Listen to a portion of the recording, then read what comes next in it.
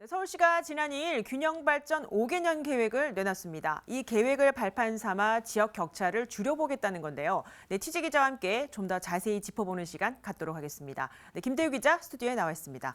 네, 김 기자. 네. 우선 이 균형발전 5개년 계획이라는 게 결국 서울의 지역 격차를 좀 줄여보겠다는 거잖아요. 그렇죠. 우선은 이 지역 격차가 어느 정도인지부터 짚어봐야 할 것 같습니다. 네네. 교육 여건이야 서울에 사는 네. 시민분들이라면 너무 심하다, 네. 크다 이렇게 잘 아실 겁니다. 네. 서울의 지역 격차 비단 교육 여건뿐만이 아닌데요. 서울시 자료를 보면은 어느 정도인지 실감을 할 수가 있습니다. 그래서 표로 준비해봤습니다. 먼저 GRDP, 지역별로 경제활동을 통해서 얼마큼의 부가가치가 발생했냐를 나타내는 경제지표인데요. 해당 지역의 경제력을 가늠할 수가 있는 자료입니다. 지난 2019년 기준으로 동남권은 146조 원, 서남권은 104조 원, 도심권이 100조 원인 반면에 동부권은 50조 원, 서부권은 33조 원입니다. 동남권과 서부권을 비교했을 때 4배 넘게 차이를 보입니다. 상업지역 면적도 차이가 큰데요. 가장 높은 비중을 차지하는 게 바로 도심권인데 8.1제곱킬로미터입니다.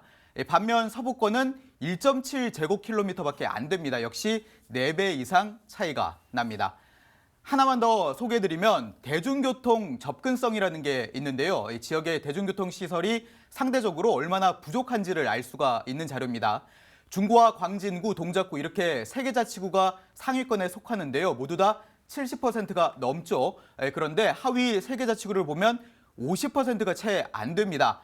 특히 금천구 같은 경우에는 22.6%에 불과한데요. 중구와 금천구만 놓고 봤을 때 이렇게 차이가 크다는 걸 실감할 수가 있습니다. 네, 앞서 자료 정리를 잘 해주셨는데 그렇다면 이러한 지역 격차 문제를 어떻게 해소할 거냐 이게 가장 중요하지 않습니까? 네, 그렇습니다. 그래서 서울시가 균형발전 5개년 계획이라는 네. 걸 만들었습니다. 네. 이 계획 크게 5가지 추진 전략으로 나뉩니다.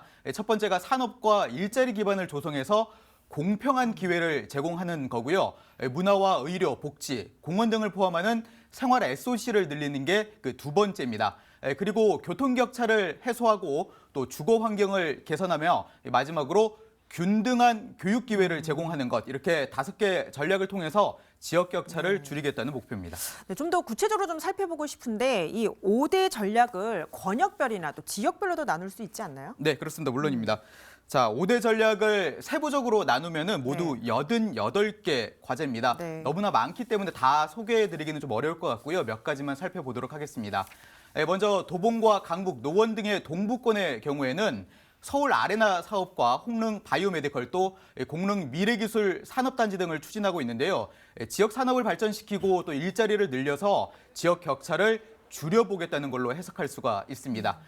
강서구 등이 포함된 서남권의 경우에는 김포공항 일대와 옛 노량진 수산시장 등을 활용해서 금융이나 ICT, 첨단 R&D 등의 전략 산업을 육성하는 한편 일자리 자족 기반을 마련할 예정입니다. 이 역시 산업과 일자리 격차를 줄이려는 방안입니다. 또 생활 SOC에 해당하는 공공도서관의 어떤 불균형 문제를 좀 해소하기 위해서 도서관 건립 비용을 지원할 방침인데요. 광진과 도봉, 서대문, 강서구 등 12개 자치구를 우선 지원 대상으로 선정한 상태입니다.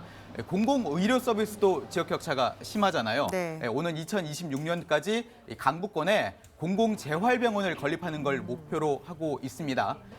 그리고 대중교통 격차를 줄이기 위해서 서남권과 서부권, 동부권 등 철도 소외 지역을 중심으로 강북 횡단선이나 목동선, 면목선, 남곡선, 우이방학선 등을 또 새로 짓거나 연장하는 방안을 좀 세우고 있는데요. 네. 이런 서울의 균형발전 5개년 계획을 자세히 알고 싶으시면 서울 균형발전 포털 누리집에서 확인하실 수가 있습니다. 네, 내용을 보니까 일단 김 기자가 전해준 내용 안에는 이 지역에서 계속 추진해왔던 사업도 있고 그렇죠. 또 새로운 사업도 좀 눈에 띕니다. 네네. 근데 문제는 과연 이렇게 많은 사업이 앞으로 잘 추진될 수 있느냐가 의문인데 어떻게 보이나요? 일단은 이 서울의 균형발전 5개년 계획에 대한 기대는 상당히 좀 크다고 볼 수가 있습니다. 네. 해당 지역을 상당 수준 이상으로 발전시킬 수가 있고 그야말로 지역 격차를 줄일 수 있다는 등의 좀 이유에서인데요. 반면에 우려도 있습니다. 네. 아까 세부적으로 제가 88개 과제라고 말씀을 좀 드렸잖아요. 네. 상당히 많죠. 이 많은 사업에 필요한 예산을 과연 다 마련할 수 있겠냐? 이것도 우려 가운데 하나입니다. 네. 은평 이성거구가 지역구인 더불어민주당 이병도 서울시의원도 같은 주장인데요. 예산이라는 수단을 마련하지 못한다면 계획에 그칠 수밖에 없다는 겁니다. 또 계획한 일정대로 잘 추진될 수 있을지에 대한 걱정도 좀 있는데요. 우이방학선이 한 예입니다. 네. 오세훈 서울시장 우이방학선 공사를 할 거다 이렇게 밝히기는 했지만 당초 계획보다는 좀 늦어지고 있다는 이유에서 지역에서는 우려가 나오는 게 사실이거든요. 네. 도봉 이성거구 국민의힘 홍국표 서울시의원도 마찬가지인데요. 우이방학선 공사가 하루라도 빨리 시작돼야 한다고 지난달 시정질문을 통해서 사업 지연에 대한 우려를 좀 나타냈습니다. 그리고 강북 삼성거구 출신의 더불어민주당 이용균 서울시의원은 앞서 저희가 소개해드렸던 서울 아레나 사업이 올해 4월 민간 투자 사업 협약을 체결한 뒤에 별다른 진전이 없는 것 같다면서 사업이 더디게 진행되는 이유를 지난 행정사무감사 때 따져 묻기도 했는데요. 균형발전 5개년 계획에 포함된 여러 사업들이 이처럼 자칫 지연된다면 지역 격차를 해소할 수 있는 날도 그만큼 늦어질 테고요. 네. 연계된 사업들 역시 차질을 빚을 수 있는 만큼 현재는 기대 반, 걱정 네. 반인 상황입니다. 네, 그렇군요. 김대우 기자 잘 들었습니다.